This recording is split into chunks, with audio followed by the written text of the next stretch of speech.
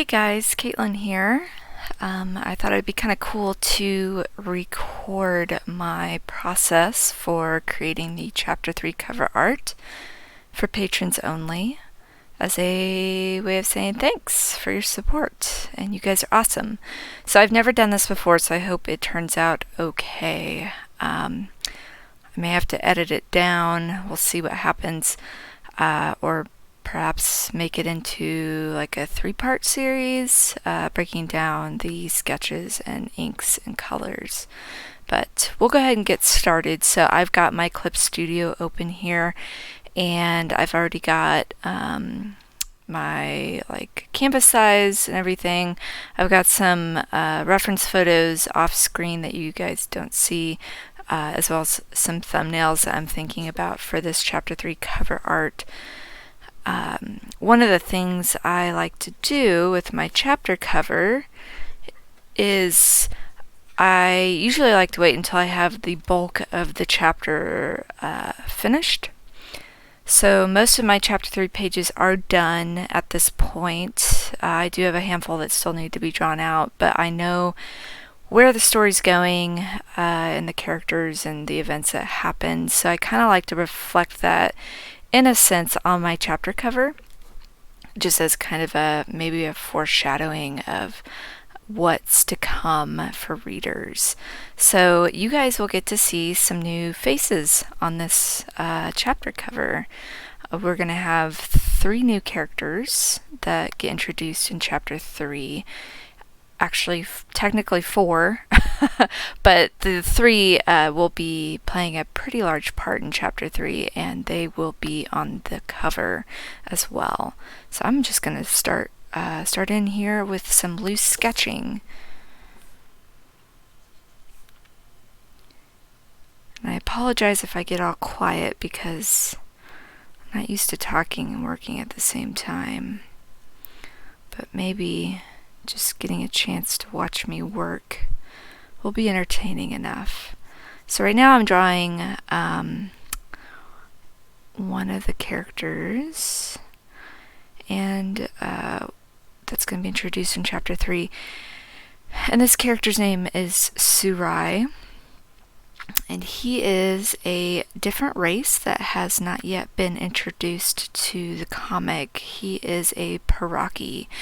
The Paraki are these race of warriors, and they've got wings. So kind of cool. Drawing wings is always a lot of fun for characters. And so I'm going to be putting Sarai into this kind of dynamic pose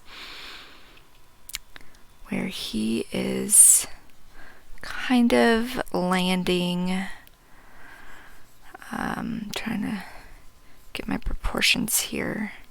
He's landing on the ground, and his wings are going to come up from his shoulders.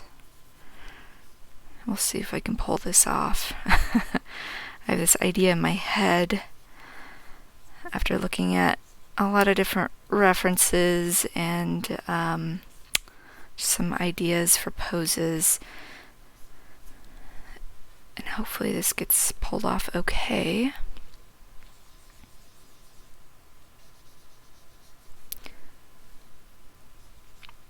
So Sarai is he is not a protagonist in the traditional sense. I don't want to spoil Chapter 3, but I'll just say that Mari and friends continue to run into, I guess, speed bumps along the way of her trying to find her brother.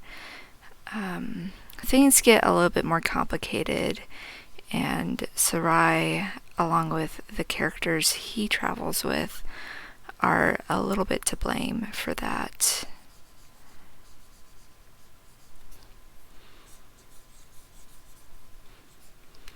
He is holding on to a spear, which maybe that right there indicates what kind of trouble he is instigating.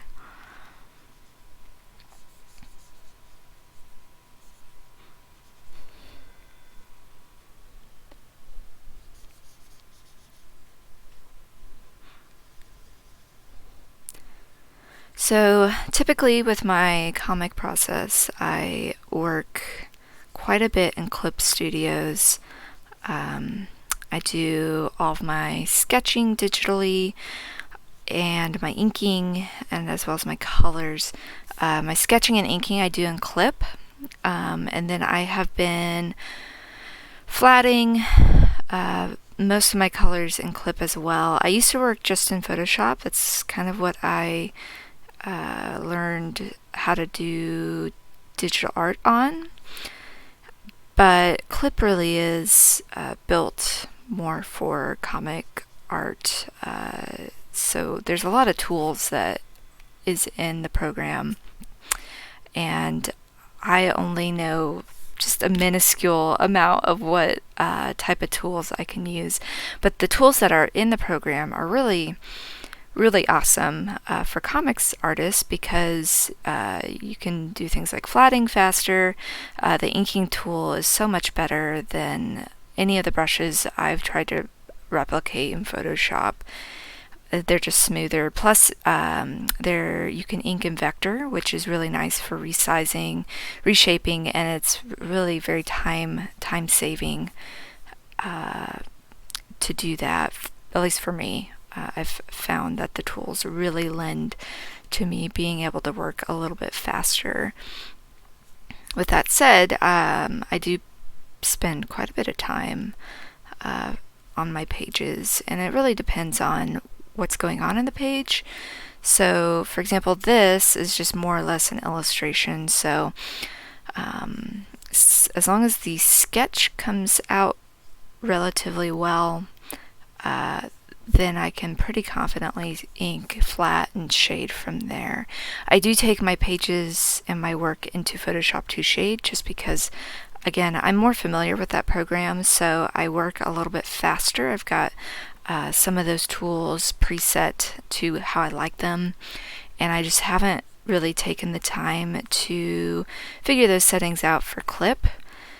I really probably should do that sometime, because I think if I could just work primarily in Clip, that would probably be a good thing.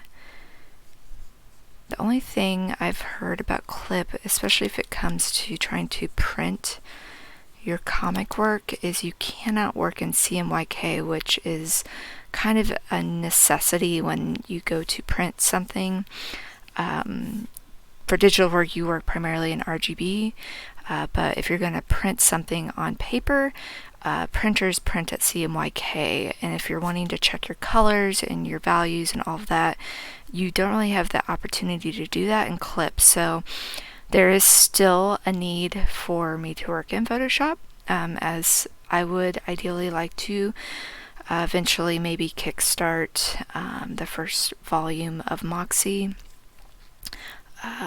Actually hoping to be able to do it after chapter 4. I think we'll be finishing up Act 1, and I feel like that'd be a good spot to try to kickstart a first volume, but we'll see.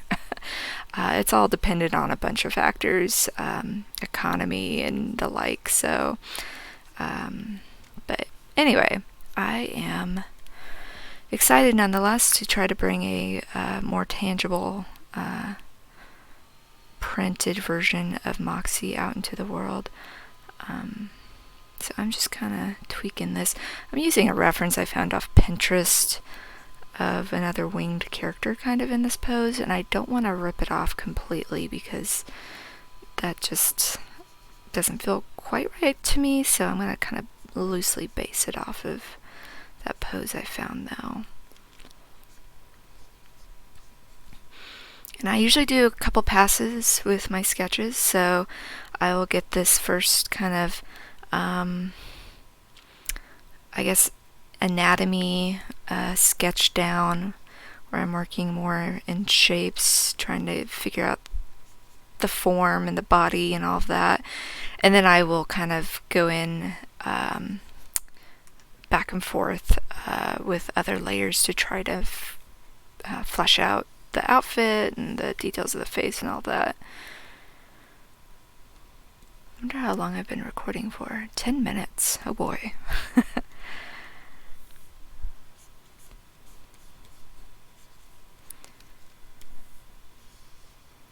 Wish I could pop on some music in the background for you guys, but I don't think YouTube's gonna let me do that unless I have original content, to which I don't. So you guys can just listen to the awkward silences of my brain thinking.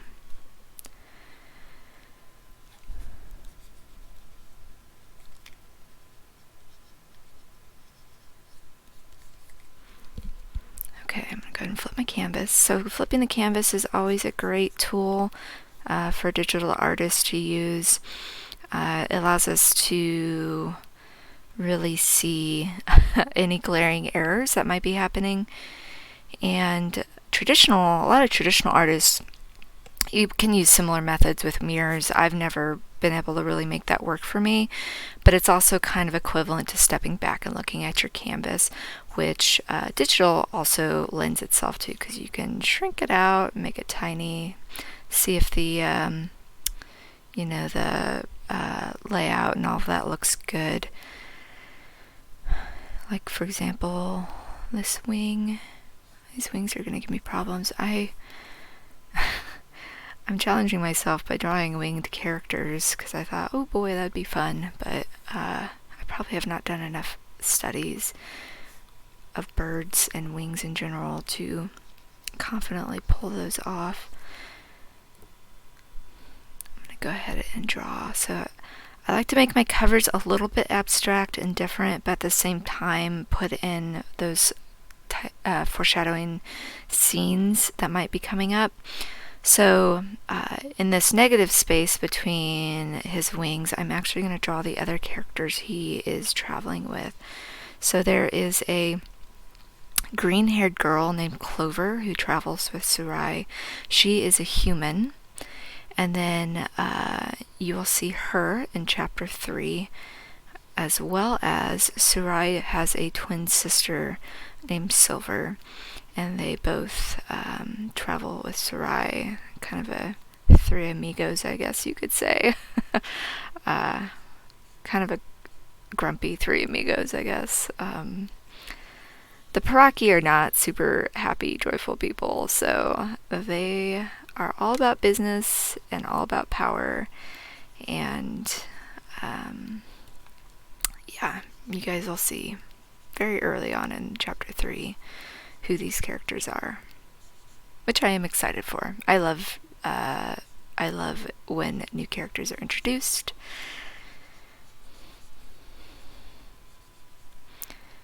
So I'm gonna leave it like that for now. Might move those characters around. Just trying to get a good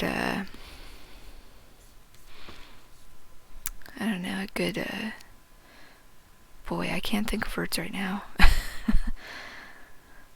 A good use of space, negative space, and the characters.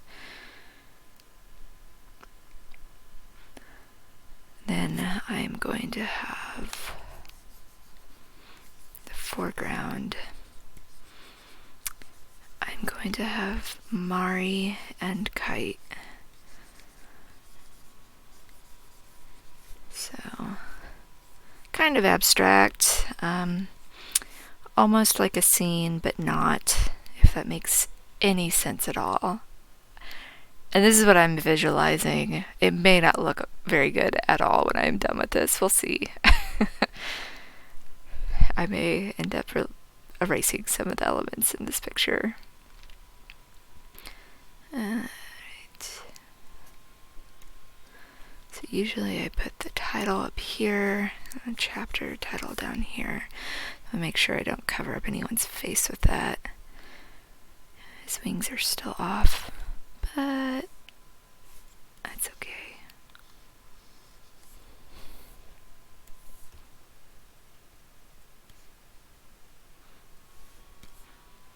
I may have to do some video editing,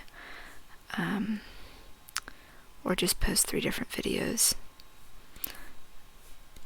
because this could be a very long video from start to finish. Okay, whoops, wrong tool. Okay, so yeah, Moxie would go here. Chapter title would usually go right about here, maybe down a little bit more. Okay, so you may be able to see this, but I am working on a page. It's got my bleed marked, as well as the safe space to work in. So should I take this to get printed, I would have an idea of what gets cut off during the print process. And so if I have anything that's like really important, especially when it comes to comic pages, I don't want, faces or even speech bubbles and words to get cut off, so I have to make sure I work within the proximity of the safe space, which is the closest line, and then my bleed is out here. For those who are interested in knowing why my page looks the way it does. So I'm going to go ahead and lower the opacity down on this page and start a new layer. I like to jump back and forth between different colors of my sketches, so I can kind of just keep them straight and clear. I usually use red and blue. Sometimes I'll use purple. Usually I don't have more than two layers of sketches. Sometimes I have 3 if things are not working out well. It really depends. Some days I'm more in an artist block, you could say, than others. If I'm really struggling with a particular feature, then I will continue to build. So we're gonna try to go ahead and start working on face anatomy. So I'm constantly trying to get better at drawing faces. In my free time, been trying to work my way through Andrew Loomis's Heads and Hands, which I highly recommend for any artist who's trying to get better at drawing anatomy. Andrew Loomis is really great to study from. He makes his books, his tutorials, very easy to understand. It's also a style that I really, really enjoy. Even though it is more realistic, the way he breaks it down is just, I don't know. It's, I've tried Hogarth and other methods of learning anatomy, and they just have never sat well with me. But the Loomis method has really helped me be able to make things click in my head as far as anatomy goes. So I always recommend his books. I know a large number of creators and artists do as well. Okay, I'm pulling up another reference photo that you guys can't see. It's actually the character in the comic, so I've got some frames pulled up in front of me on another screen. Sorry, you guys will have to wait to see actual page art, but hey, at least you're getting something early, right? I'm really interested in trying to create more incentives, cool incentives for my patrons, and I think doing these videos might be something I might revisit. Actually doing like a whole page breakdown might be kind of fun. I'm also thinking about doing some streaming in the future.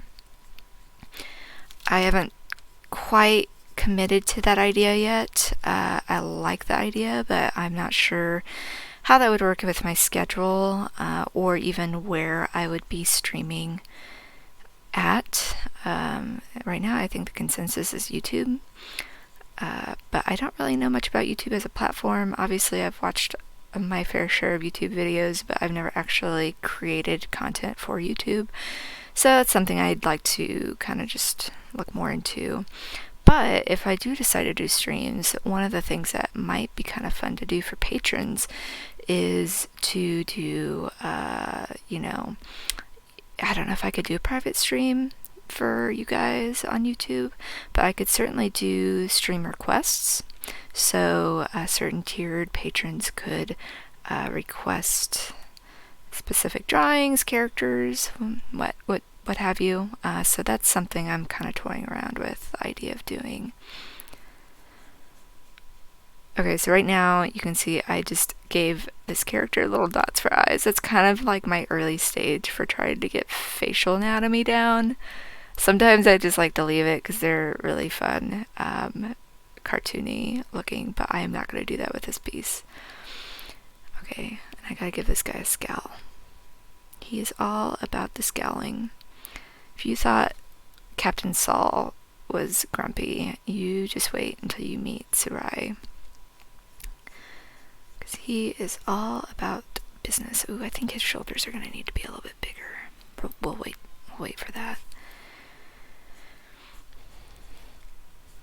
So, yeah, so one of the things I have not done yet for my website is break down the world in which Moxie takes place. The world that it takes place is called Haruthuro, so it has been mentioned in the comic, but I haven't really had a chance to add any behind the world building, I guess, on the website, and that's something I do hope to get around to. But since I am talking about these Paraki, and I'm drawing a Paraki here, I'll go ahead and tell you guys there are 5 races in the world of Haruthuro. And so far, you have been introduced to 3 of them. There are the Bestians, which is what Mari is. That's the characters that have animal features. And then there's the humans, which, Captain Saul, Chaco, really pretty easy to distinguish, from everyone else. They look just kind of human. And then there's the Seekers, which is what Kite is. She is kind of this antlered race. The females have antlers, the males have horns, but they are all pretty albino and blind. However, they see others through their auras, and they see them as colors. I do hope to explore that in the comic in the future, just so that readers have a better understanding of how that works. So that's the Seekers. And then there's the Paraki here, which are warriors from the north. They live in kind of these mountainous terrains, and they don't play well with others. I'll just put it that way. And they've got the wings, darker skin, darker hair, wings, really cool, big brown wings, as well as some facial markings, which I'll get to here eventually on Sarai and Silver. And then the last race is called Moerith. So there's not a lot mentioned about the Moerith in the comic yet, and I won't spoil it or anything for you guys, but they're just not quite well known in the world of Haruthuro, because supposedly the race has gone extinct. I say supposedly because we don't know yet, right?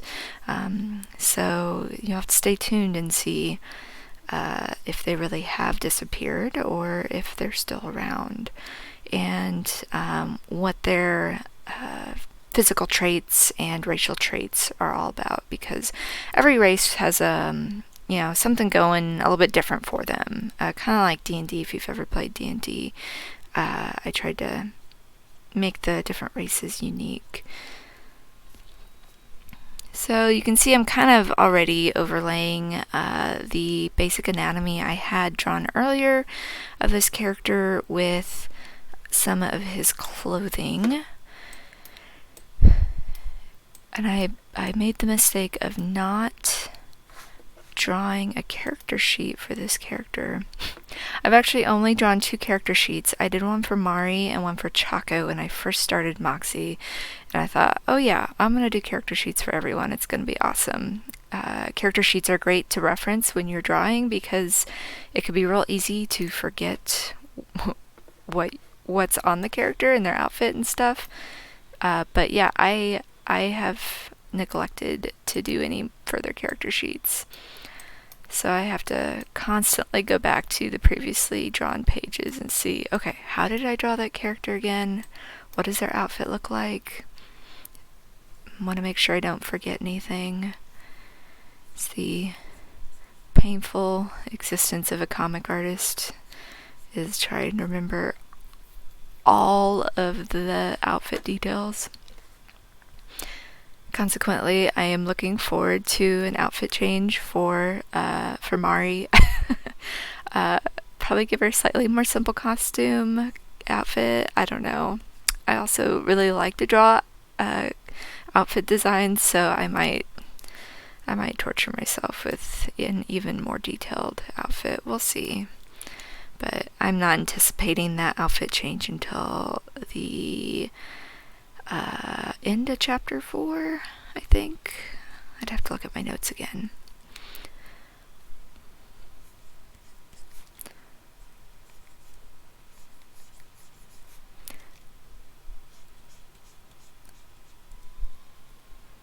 I'm already working 30 minutes in on this. It's pretty incredible. You know, I've never actually timed myself from start to finish. I have a very rough idea of how long it takes me to make pages, but I'm trying to figure out how this character's outfit's gonna look with that leg up. He's got kind of this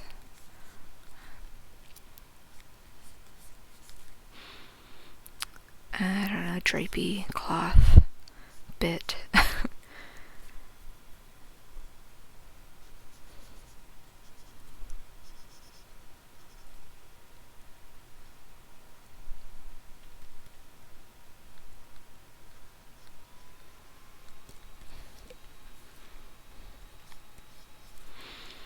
Wondering if his hand might need to come down more, because right now it looks like he's going to be kneeling on that staff.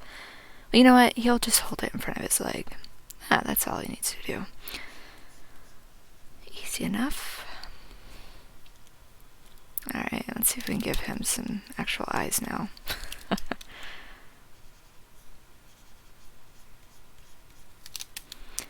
I also think he's going to need to be more angry looking. Bend those eyebrows down.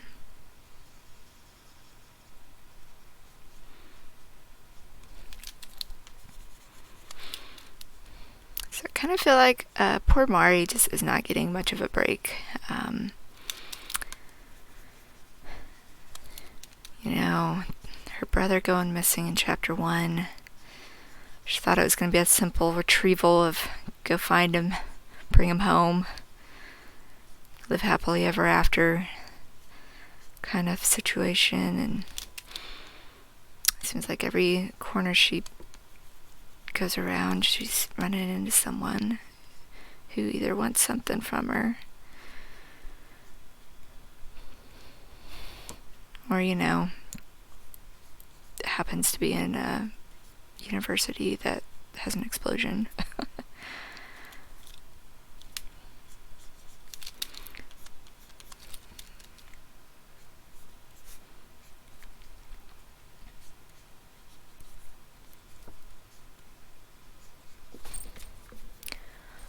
Okay.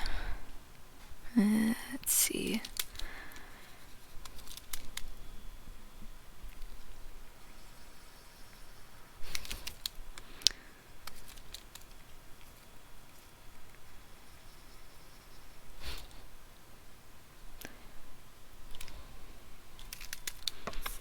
Trying to decide if I want to give him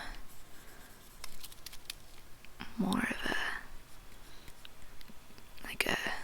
menacing look. Yeah, I think I like that better.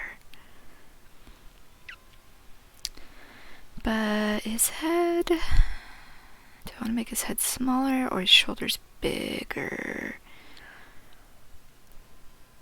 Probably make his head smaller. I have a bad tendency to draw my heads too big.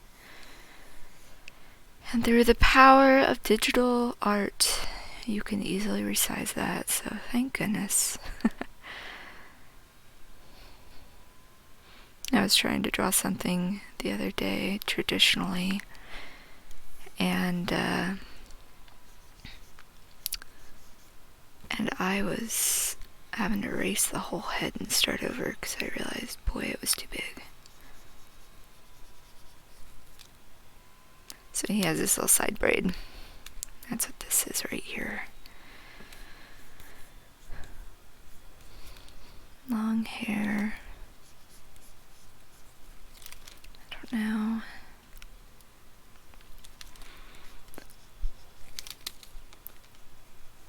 That's pretty good to his outfit.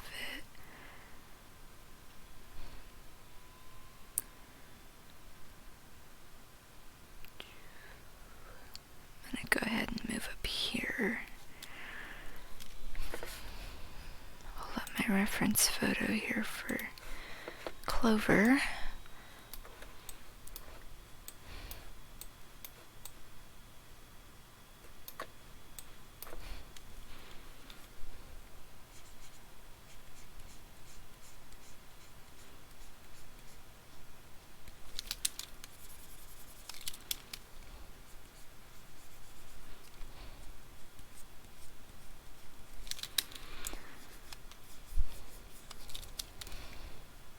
Gosh, I hope this is somewhat entertaining for you guys. If it's not, you can let me know and I won't ever do one of these again. Maybe it'll be like professional sports athletes who like watch themselves recorded. I can rewatch this and be like, oh, I did that wrong. Oh, I should have done that better.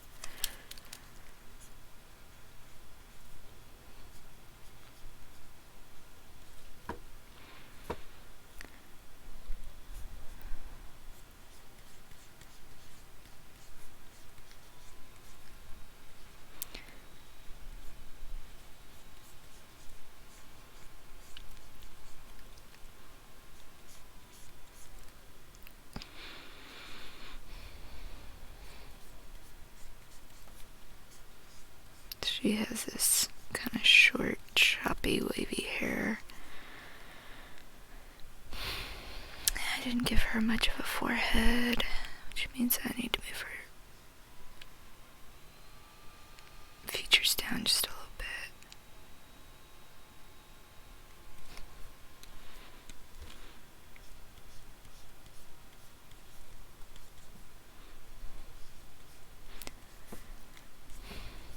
I am not very good at drawing wavy hair, so making this decision to have a character with like slightly wavy hair has been a good challenge for me.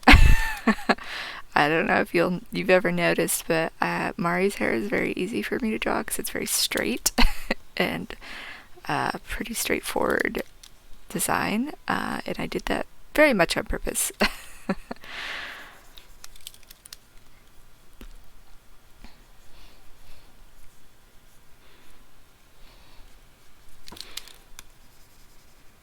But what is being an artist without challenging yourself every once in a while?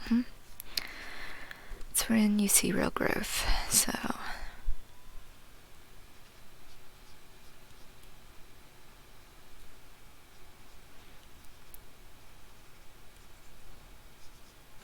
I'll probably, when I go to color these characters that are back here, I'll probably, I don't like that nose, I will probably do kind of a artsy thing where I don't color them with the local colors. I'll probably do kind of a grayed out blue or something to put them more in the background. So the real focus of this is going to be Sarai, and then kind of go out from there. So it's important to have sort of a hierarchy in an illustration and art. Whatever your focal point is, you want to make sure you're drawing the eyes of the viewer to that. And of course we use the, detail, colors, and brightness and all of that to help do that. So kind of have to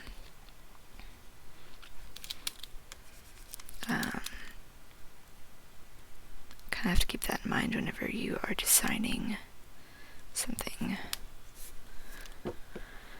Well, tell you what, I'm gonna flip this because I bet her face is all sorts of off. Yeah. I have a feeling this eye was not in the right spot.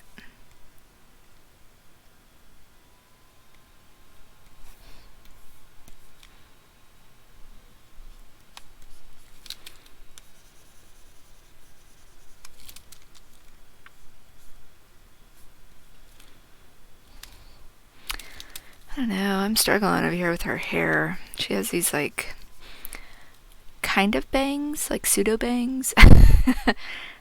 She also has a further part. I think that's where I'm struggling. Her hair needs to be pulled over more for this.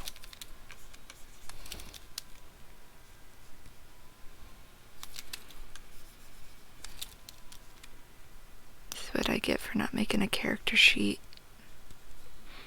Only drawing her a few times on some pages.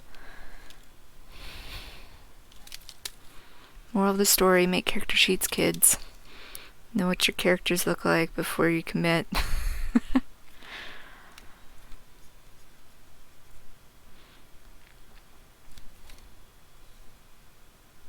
Okay. I think that's better.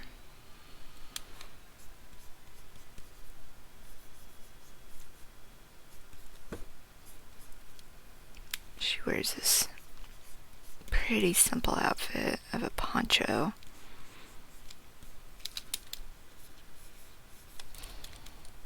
Oops. Oh, and you know what? I'm gonna add one other character onto this, if you can call him that. It's kind of a mascot character. I've actually drawn this character on some of my random illustrations, but it's this little bunny creature named Dim. It's kind of like a bunny hybrid with a cat that has wings. Don't ask me why. It's one of those like weird childhood designs that I guess survived. So I guess I should preface by saying that Moxie has been in like the makes, I guess, for a number of decades. That sounds terrible. I've had these characters in my head forever. But I first started drawing some of these characters when I was in middle school. And this creature was one of them. In fact, majority of the characters have been around since I was in middle school. So since I was like 13, 14. They have changed a little bit in appearance, a lot in names. I originally named a lot of them like words in Japanese because at the time I was obsessed with Japanese culture, and I thought that would be so cool to have my characters like nouns in Japanese. Like Mari's name was originally Neko, which is cat in Japanese. I thought that was so clever. As I got older, I realized that didn't make a lot of sense for me to have a bunch of characters named after Japanese words when the comic itself does not take place in Japan, nor am I Japanese. Not that it couldn't be done, but I wasn't fully comfortable with that idea as I got older, so I changed their names. Clover's name has actually stayed the same. I've had her as a character for a very long time, and she is one of the original names. Surai and Silver are also pretty original. So right now it looks kind of like a blobby mess. I might have to move that creature out a little bit more to make it more clear what's going on there. But I'm going to leave it as is. Still not buying this hair.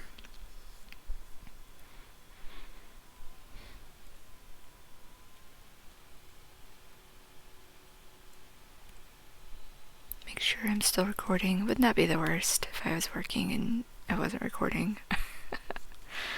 Just talking to myself in my studio. We'll leave it. We'll move on. Sometimes I have to bounce back and forth between different elements.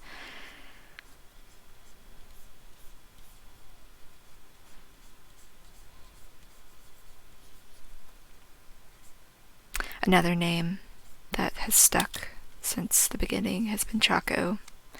Actually, his design is pretty much the same as it was in middle school.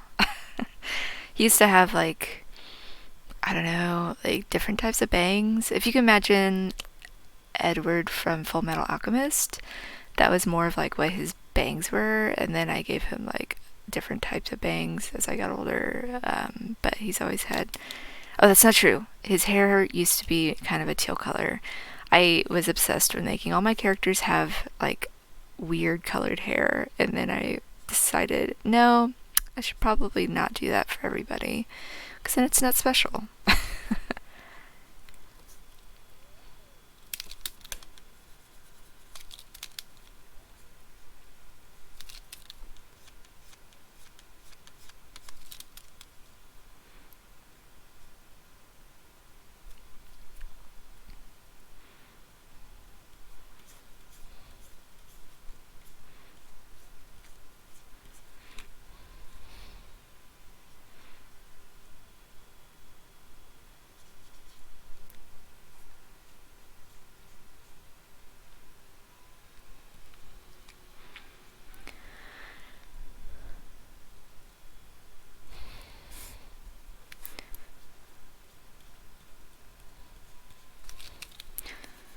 So you can tell I'm a little bit more messy with this sketch layer for these girls that are back here, because I did not spend very much time on my blue sketch layer, really like figuring out their faces. I probably should have spent more time. But I'm going to go in and try to carve out some of these features.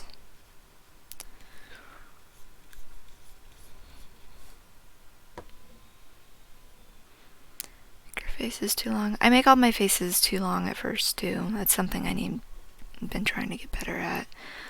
I used to draw my faces very long, and I just never saw it.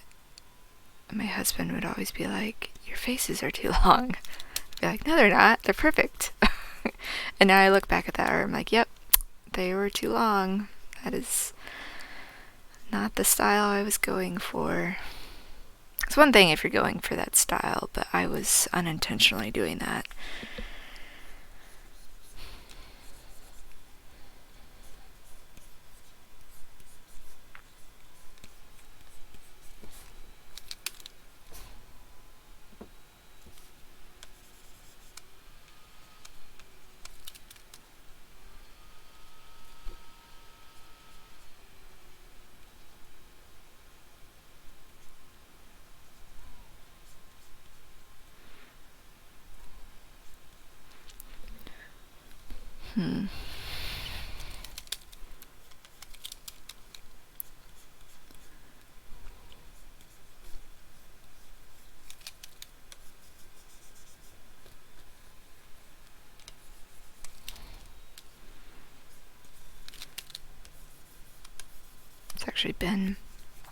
It's kind of been a while since I've drawn these characters.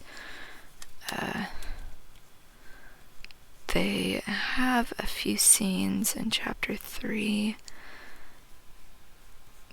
but comic making takes so long that sometimes you can go a few weeks without drawing a character, just because you're working on a scene that doesn't have them.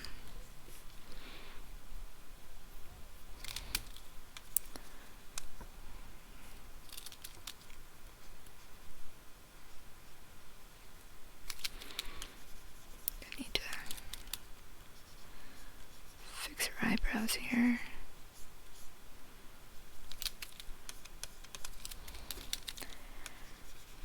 And maybe that nose.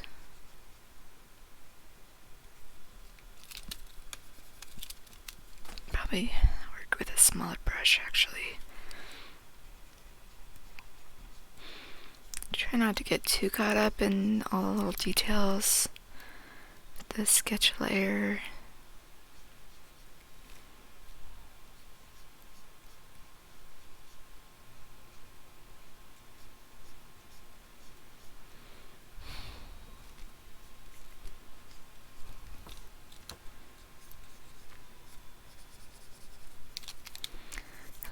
Right.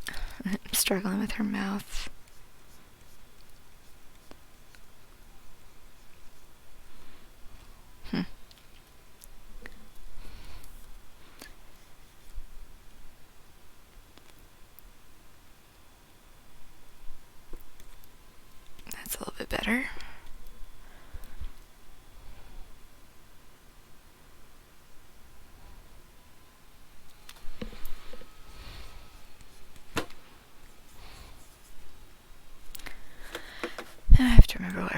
looks like, because it's a little bit different from Sarai's.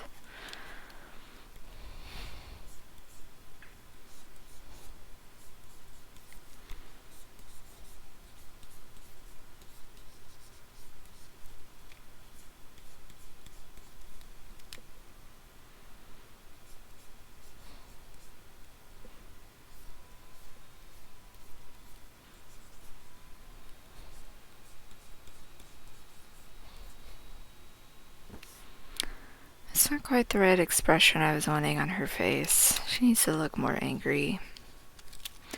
Silver is also all about the grumps.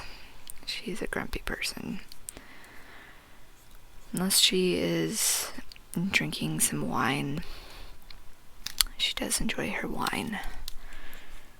But overall, she's pretty grumpy.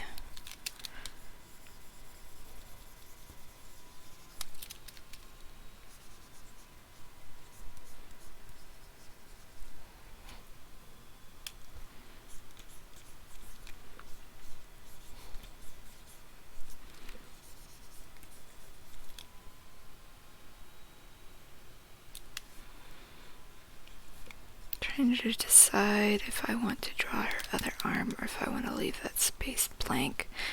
Kind of want to leave the space blank between them. Kind of like that negative space.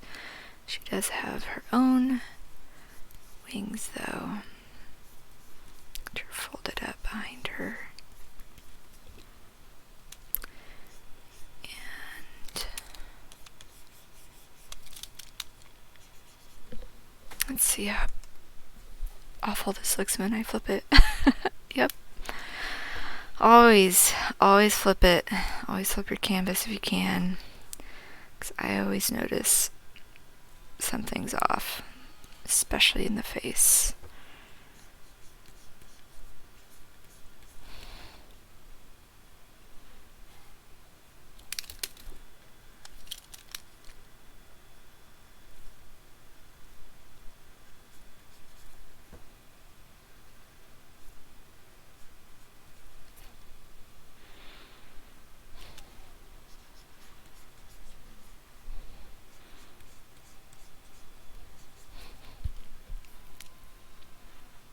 Yeah, I think I'm going to move Tim's head out.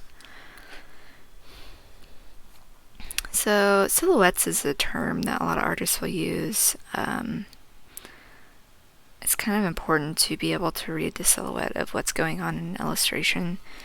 And sometimes if you have too many elements stacked in front of each other, especially characters and stuff, you can sometimes lose clarity. So if you were to back out and, try to look at it as a thumbnail, if you can't read it very well, then you need to work on your silhouettes of your characters or, scene, whatever you're working on. It means that something's not clear. Usually it means, try to move some elements around to make that work better.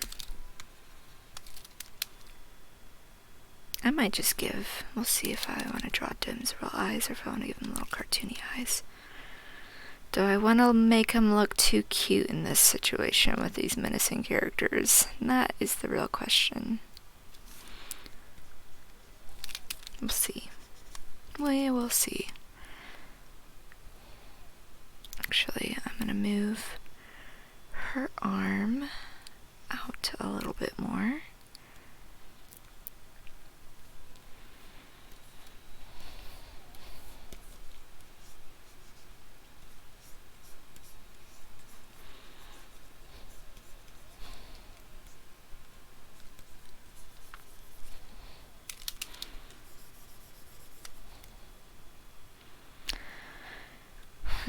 Yeah, I think I'm going to leave that space between them. Because I could give her a staff. She's got not a staff, but a spear as well. But I think I like the space as it is. We'll see. I could change my mind on that.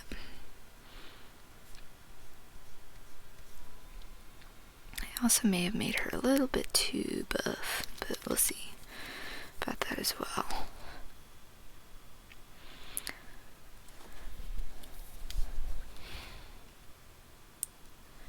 Alright, so I am going to draw a very simplistic profile for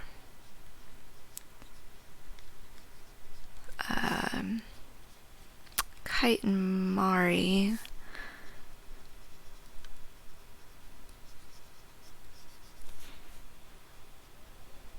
I'm just going to loosely drop in these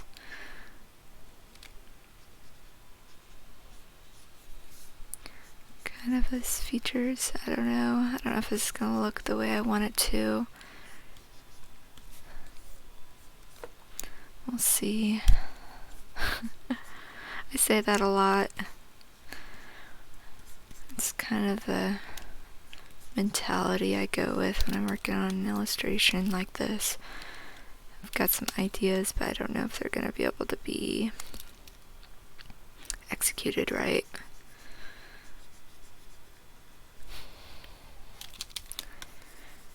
And in those cases, when I can't execute something correctly, that's when I just pivot and go a different direction.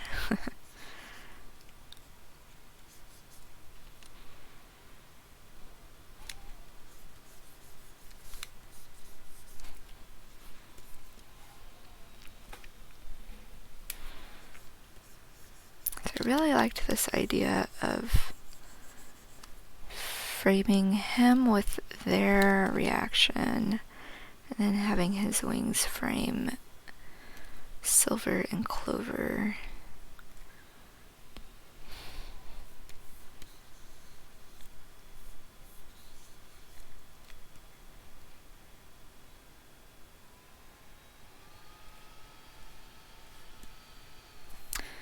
Almost coming up on an hour. I'm probably going to take a break just so I can get up and walk away from my computer for a moment. So I'm going to pause it here in just a few minutes after I get his wings in. And then what I might do is start in on inking. I'll laugh at that because I don't know if I'm really ready or not, but I think I could pull it off.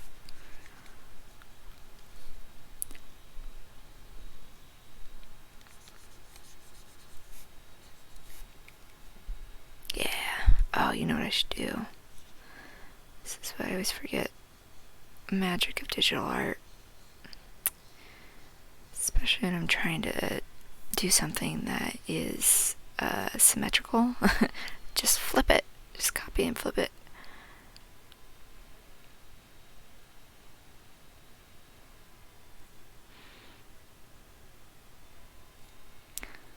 Only thing is his pose isn't quite symmetrical because his shoulders. But that's pretty close. I feel like that's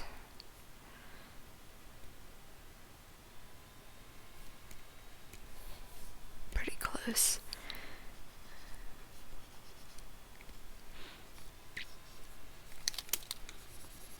Yeah.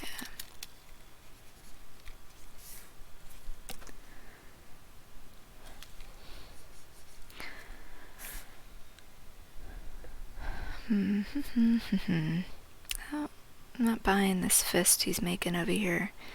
I don't know if you guys are. I'm not. I think I'm gonna drop it more, maybe. Oops.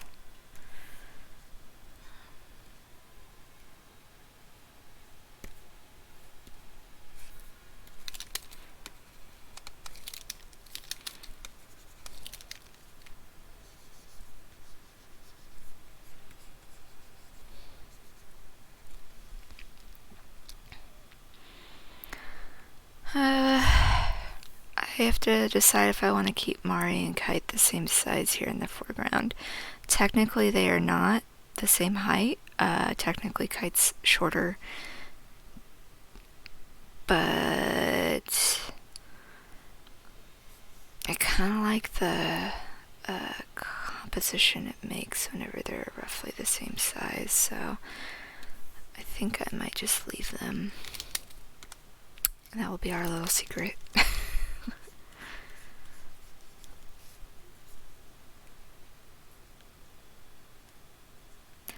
also think I'm gonna need to actually show part of his spear because it's not very threatening.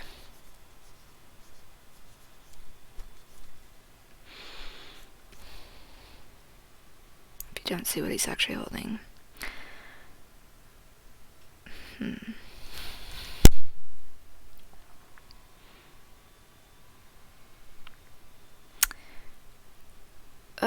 Yeah, that's pretty good. Okay, I think I'm gonna end my sketch video here. I'm gonna stop the recording and then take a quick break, and then I am going to come back. Come back and we will jump in on inking, see how that goes. Yeah, okay, cool.